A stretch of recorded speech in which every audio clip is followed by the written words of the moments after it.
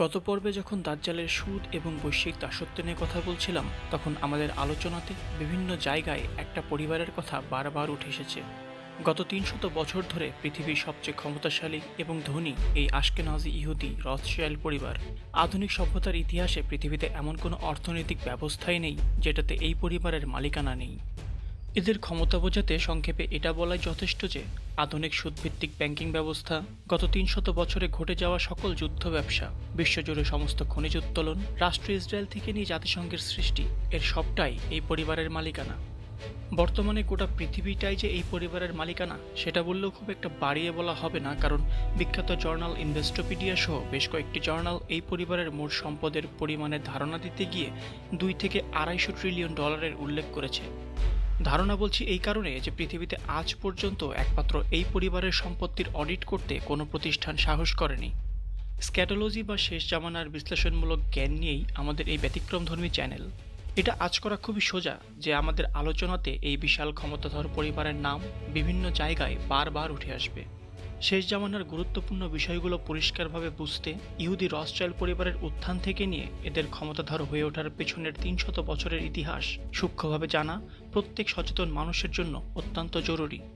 এই পরিবারের ক্ষমতা এতই বিস্তৃত যে একটা পর্বে এর সবটা আলোচনা করলে হয়তো তথ্যের বিশালতার কারণে অনেক তথ্যই পরবর্তীতে মনে থাকবে না। তাই আমরা আলোচনাটিকে ২টি ভাগে ভাগ করেছি, যার মধ্যে এই পর্বে আমরা প্রথম বিশ্বযুদ্ধের আগে পর্যন্ত তাদের উত্থানের ইতিহাস নিয়ে কথা বলবো এবং এদের বিশ্ব ক্ষমতার কেন্দ্র হয়ে ওঠার বাকি অংশ নিয়ে পরের ভিডিওতে আলোচনা করব ইনশাআল্লাহ। ভিডিওটি মনোযোগ সহকারে দেখলে আমার বিশ্বাস পৃথিবী সম্পর্কে আপনার চিরচেনা ধারণার আমূল পরিবর্তন ঘটবে।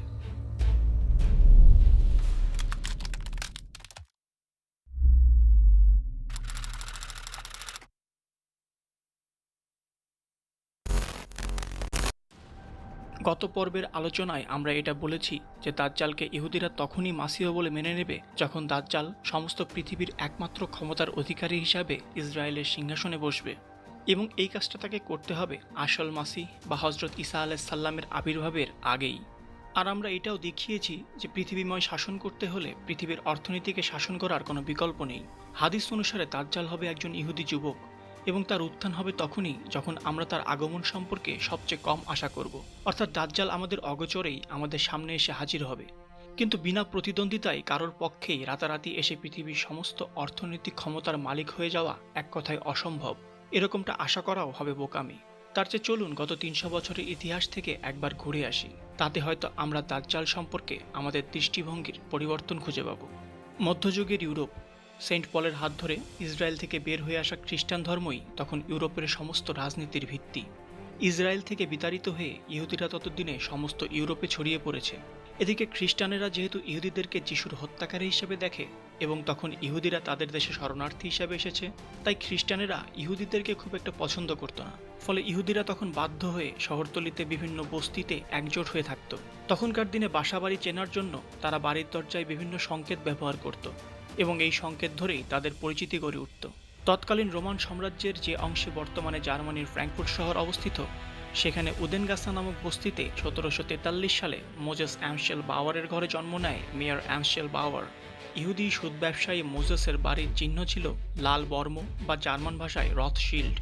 এ থেকেই মেয়র অ্যামশেল বাওয়ারের নাম পরবর্তীতে হয়ে যায় মেয়র অ্যামশেল রথশাইল্ড। বাবা মারা যাওয়ার পর মেয়র যখন পৈতৃক ব্যবসায় বসে, তখন বাবার রেখে যাওয়া সুদের ব্যবসা আর পুরাতন সব দুর্লভ কয়েনের সংগ্রহ এবং সরবরাহের মাধ্যমে সে অল্প দিনেই নবম প্রিন্স উইলিয়ামের কাছের মানুষ হয়ে ওঠে। এই সম্পর্কের জোরেই মেয়র ১৭৬৯ সালে উইলিয়ামের হেসে ক্যাসেল সাম্রাজ্যের কোর্ট জিউ হয়ে ওঠে। ফলে এই বিশাল রাজত্বের সমস্ত অর্থনৈতিক ক্ষমতা তার হাতে এসে পড়ে। এই ক্ষমতার জোরেই করবিহীন সুদের ব্যবসা চালিয়ে রাতারাতি তার সম্পদ ফুলে ফেঁপে ওঠে। Founding father of international finance Mayer Amschel Rothschild ১ May ১৭৭৬ সালে অর্থায়ন করে জার্মানি ইহুদি দার্শনিক অ্যাডাম ওয়াইজহাফটের হাতে গড়ে তোলে বহুল আলোচিত এবং বহুল পরিচিত সংগঠন ইলুমিনাটি। ইলুমিনাটির উদ্দেশ্য হয় অন-ইহুদি সকল মানুষকে দলে, গোত্রে, জাতিতে ভাগ করে এদের অস্ত্র সরবরাহ করা এবং এক দলকে অন্য দলের বিরুদ্ধে লেলিয়ে দিয়ে এমন অবস্থার সৃষ্টি করা যেন পৃথিবী থেকে চলমান সমস্ত সরকার ব্যবস্থা এবং ধর্ম ব্যবস্থা নিশ্চিহ্ন হয়ে যায়, যাতে করে ইহুদি ব্যাংকিং পরিবার নিশ্চিন্তে বিশ্বজুড়ে সুদের ব্যবসা চালাতে পারে। অ্যাডাম ওয়াইজহাফট শীঘ্রই ইলুমিনাটির মূলনীতির উপর ভিত্তি করে গঠন করে ইলুমিনাটির গোপন এবং শীর্ষ পরিচালনা কমিটি। গোপনীয়তা রক্ষার্থে এই কমিটিকে ফ্রিম্যাসনারির সাথে একীভূত করা হয়। মেয়রের অর্থায়নে বিশ্বের বিভিন্ন জায়গাতে ফ্রিম্যাসনদের জন্য হেডকোয়ার্টার গড়ে তোলা হয়। 1776 সালে ফ্রিম্যাসনদের গ্রহণ করা 4টি মূলনীতি হল: টাকা এবং যৌন ঘুষে ফাঁসিয়ে সমাজের প্রভাবশালীদের নিজেদের নিয়ন্ত্রণে আনা, কলেজ এবং বিশ্ববিদ্যালয় নামক উচ্চ সামাজিক শ্রেণী সৃষ্টি করে সেখানে ভবিষ্যৎ কর্মী তৈরি করা, ওপরের দুই পক্ষকে সরকারের বিভিন্ন পদে বসিয়ে সরকারের উপর চাপ সৃষ্টি করে স্বার্থ উদ্ধার করা, এবং গণমাধ্যমের উপর পূর্ণ কর্তৃত্ব স্থাপন করে প্রত্যেক সরকারকে নিজের নিয়ন্ত্রণে রাখা। তৎকালীন খ্রিস্টান চার্চ রথসচাইল্ডের সুদের ব্যবসার পথে বাধা হয়ে দাঁড়ালে রোমান সাম্রাজ্য ধ্বংসের পদক্ষেপ হিসাবে 1784 সালে অ্যাডাম ওয়াইজহাফট ফ্রেঞ্চ বিপ্লবের পূর্ণ পরিকল্পনা করে। এই পরিকল্পনা বই আকারে লিখে প্যারিসে ম্যাক্সিমিলিয়ান রবিসপিয়ারের কাছে পাঠানোর পথে বহরের উপর বজ্রপাত হলে পুলিশের হাতে এই ষড়যন্ত্র উদ্ধার হয়ে ব্যাভেরিয়ান সরকারের হাতে পৌঁছায়। ফলে 1785 সালে ব্যাভেরিয়ান সরকার ইলুমিনাটিকে অবৈধ ঘোষণা করে ব্যাভেরিয়ান হেডকোয়ার্টার ধ্বংস করে এবং নিজ দেশে জড়িত সকলকে গ্রেফতার করে। 1786 সালে ব্যাভেরিয়ান সরকার বই আকারে the original writings of the order and sect of Illuminati প্রকাশ করে দিলেও ইউরোপ এই ঘটনাকে তেমন গুরুত্ব না দেওয়ায় 1789 থেকে 1793 সাল পর্যন্ত চলা ফ্রেঞ্চ বিপ্লবের মাধ্যমে সমাজে নতুন আইন আসে এবং রোমান সাম্রাজ্য জুড়ে খ্রিস্টান চার্চ সমস্ত অর্থনৈতিক ক্ষমতা হারায়। 1791 সালে আলেকজান্ডার হ্যামিল্টনের মাধ্যমে bank of the United states এবং 1798 সালে দ্বিতীয় পুত্র নেথান মেয়ার রথসচাইল্ডের মাধ্যমে লন্ডনে এন.এম. রথসচাইল্ড অ্যান্ড সন্স প্রতিষ্ঠা করে আমেরিকা এবং ইংল্যান্ডে তারা তাদের সুদের সাম্রাজ্য গড়ে তোলে এবং ইলুমিনাটির মাধ্যমে দেশগুলোতে ব্যাপক প্রভাব গড়ে তোলে।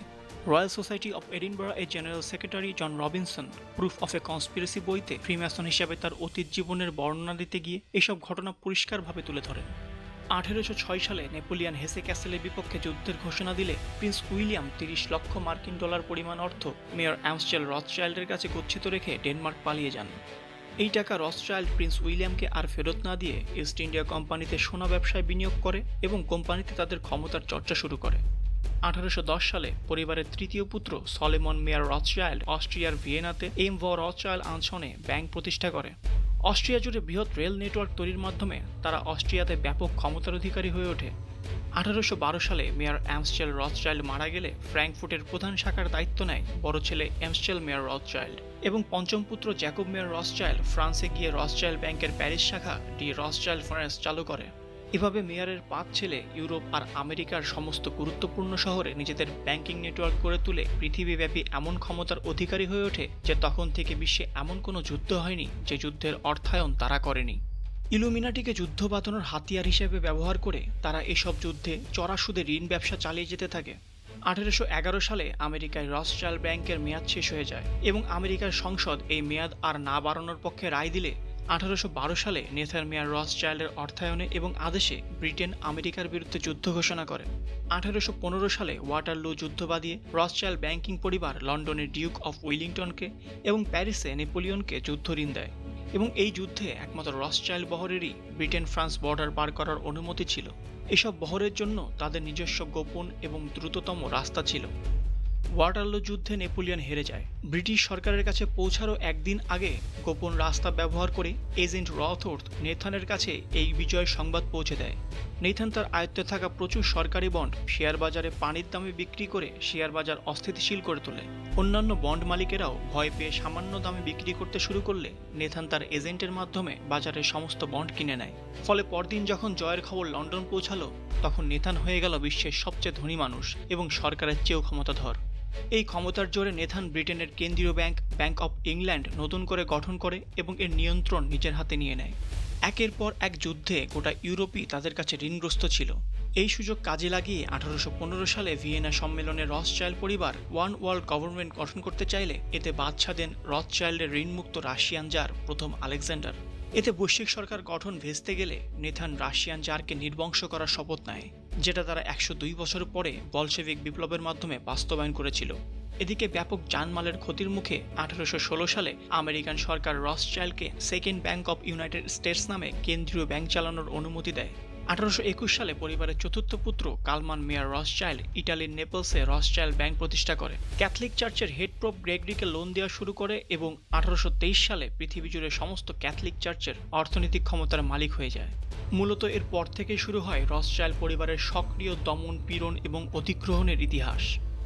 1832 সালে প্রেসিডেন্ট অ্যান্ড্রু জ্যাকসন সরকারি সমস্ত অর্থ রসচাইল্ড নিয়ন্ত্রিত second bank of the United states থেকে বের করে নিতে শুরু করলে রসচাইল্ড ব্যাংক যোগান কমিয়ে মন্দার সৃষ্টি করে। 1835 সালের 30 জানুয়ারি পরপর দুইবার তাকে হত্যার চেষ্টা করে। তৎকালীন সোনার অর্থনীতিতে একচ্ছত্র আধিপত্য বিস্তার করতে তারা স্পেনের আলমাদিন পারদ খনির মালিকানা কিনে নেয়। যেহেতু সোনা এবং রূপার বিশুদ্ধীকরণে পারদের ব্যবহার খুবই গুরুত্বপূর্ণ, তাই বৈশ্বিক অর্থনীতি তাদের হাতে জিম্মি হয়ে পড়ে। 1844 সালে সলোমন মেয়ার রসচাইল্ড অস্ট্রো হাঙ্গেরির ইউনাইটেড গোল্ড মাইন এবং অস্ট্রো হাঙ্গেরির ব্লাস্ট ফার্নেস কোম্পানি কিনে নিয়ে একচেটিয়াভাবে ব্রিটিশ সাম্রাজ্যব্যাপী রেলওয়ের যাবতীয় যন্ত্র এবং মহাযুদ্ধে ব্যবহৃত সকল যুদ্ধাস্ত্রের লোহা এবং স্টিল এই কোম্পানি থেকে সরবরাহ করে। সুদ ব্যবসা, অর্থনীতির নিয়ন্ত্রণ এবং বৈশ্বিক শিল্পায়নের মাধ্যমে রসচাইল্ড পরিবার এত বিশাল আকার ধারণ করে যে ব্রিটেনের দুইবারের প্রধানমন্ত্রী বেঞ্জামিন ডিসরায়েলি নেথানকে পৃথিবীর ঈশ্বর বলে ঘোষণা করে। এই অর্জনের পরেই ইলুমিনাটি তাদের পূর্ণ শক্তিতে কাজ করা শুরু করে। বিশ্বের তৎকালীন রাষ্ট্র ব্যবস্থা পাল্টে ফেলার উদ্দেশ্য নিয়ে 1848 সালে ইহুদি কার্ল মার্কসের দ্য কমিউনিস্ট ম্যানিফেস্টো থিসিসের মাধ্যমে পৃথিবীতে কমিউনিজম এবং একই বছরই ফ্র্যাঙ্কফুর্ট বিশ্ববিদ্যালয়ের কার্ল রিটারের অ্যান্টিথিসিসের মাধ্যমে নাৎসিজমের উদ্ভব ঘটানো হয়। পৃথিবীর চেহারা পাল্টে ফেলতে এবং গোটা পৃথিবীকেই তাদের ঋণের জালে জড়াতে এই দুইটি বৃহৎ মতবাদের মাধ্যমেই পরবর্তীতে বিশ্বে দুটি বিশ্বযুদ্ধ ঘটানো হয়, যা পরের পর্বে বিস্তারিত আলোচনা করা হবে ইনশাআল্লাহ। 1853 সালে গোল্ড রিফাইনারি গড়ে তুলে ব্রিটেন সহ অন্যান্য দেশের টাকশালকে তাদের ক্রেতায় পরিণত করার মাধ্যমে তারা বিশ্ব অর্থনীতির নিয়ন্ত্রক থেকে বিশ্ব অর্থনীতির মালিকে পরিণত হয়। 1862 সালে প্রেসিডেন্ট আব্রাহাম লিঙ্কন সুদের বিপক্ষে যুদ্ধ ঘোষণা করে আমেরিকাতে সুদমুক্ত $450 মিলিয়ন বাজারে ছাড়েন। এই ঘটনায় ক্ষিপ্ত হয়ে রসচাইল্ড পরিবার 1865 সালের 14 এপ্রিল তাদের এজেন্টের মাধ্যমে লিঙ্কনকে হত্যা করে। সবকিছু তাদের পরিকল্পনা মাফিক চলায় এই বছরই রসচাইল্ড ইলুমিনাটির অন্যতম সদস্য আমেরিকান জেনারেল অ্যালবার্ট পাইকের মাধ্যমে তাদের সর্বশেষ লক্ষ্য অর্জনের জন্য 3 বিশ্বযুদ্ধের নীল নকশার পরিকল্পনা চূড়ান্ত করে ফেলে। 3টি বিশ্বযুদ্ধের সম্পর্কে সেখানে পরিষ্কারভাবে উল্লেখ করা হয়েছে। ব্রিটিশ এবং জার্মানদের মধ্যে চলমান দ্বন্দ্বকে কাজে লাগিয়ে প্রথম বিশ্বযুদ্ধ শুরু করা হবে। এর উদ্দেশ্য হবে রাশিয়া থেকে জারকে উচ্ছেদ করে কমিউনিজম প্রতিষ্ঠা করা। দ্বিতীয় বিশ্বযুদ্ধ হবে ফ্যাসিজম এবং পলিটিক্যাল জায়নিজমের মধ্যে। জার্মানিতে ইহুদিদের হত্যার মধ্যে দিয়ে ফ্যাসিজমের বিলুপ্তি ঘটবে এবং পলিটিক্যাল জায়নিজম বিশ্বে প্রাধান্য পাবে। তৃতীয় বিশ্বযুদ্ধ হবে ইসলাম এবং পলিটিক্যাল জায়নিজম বা ইহুদিবাদীদের মধ্যে, এবং এতে বাকি সব ধর্ম এবং মতকে টেনে এনে সকলকে ধর্ম, মত এবং অর্থে নিঃস্ব করে এক বিশ্ব, এক সরকারের প্রধান করে লুসিফার বা দাজ্জালকে মাসিহ হিসাবে বিশ্ব দরবারে বসানো হবে। 1873 সালের 15 আগস্ট আমেরিকান জেনারেল আলবার্ট পাইক ইটালিয়ান রাজনীতিবিদ জুজুপে মাজ্জিনিকে লেখা এক চিঠিতে এসব বিশদ বর্ণনা করে। চিঠিটি এখনও ব্রিটিশ মিউজিয়ামে সংরক্ষিত আছে। ইসরায়েল রাষ্ট্র প্রতিষ্ঠা না হলে দাজ্জাল আসা সম্ভব নয় বলে 1895 সালে জ্যাকব মেয়ার রসচাইল্ডের ছোট ছেলে এডমন্ড জেমস ডি রসচাইল্ড ফিলিস্তিন সফর করে এবং এর পরপরই সেখানে অর্থায়ন করে প্রথম ইহুদি কলোনি গড়ে তোলে, যেটা ছিল ভবিষ্যৎ ইসরায়েলের নীল নকশা। এদিকে ইহুদিরা নির্বাসনে থাকা অবস্থায় ইসরায়েল রাষ্ট্র প্রতিষ্ঠা সম্ভব নয় জন্য বিশ্বে ছড়িয়ে ছিটিয়ে থাকা ইহুদিদের ইসরায়েলে ফিরিয়ে আনতে সুইজারল্যান্ডের বেসেলে 29 আগস্ট 1897 সালে থিওডর হার্জেলকে সভাপতি করে জায়নিস্ট মুভমেন্ট বা ইহুদিবাদী আন্দোলন গড়ে তোলা হয়। সংগঠনের প্রতীক হিসাবে পৃষ্ঠপোষক রসচাইল্ডের সেই হেক্সাগন গ্রহণ করা হয়, যা শেষে ইসরায়েলের জাতীয় পতাকায় গিয়ে ঠাঁই পায়।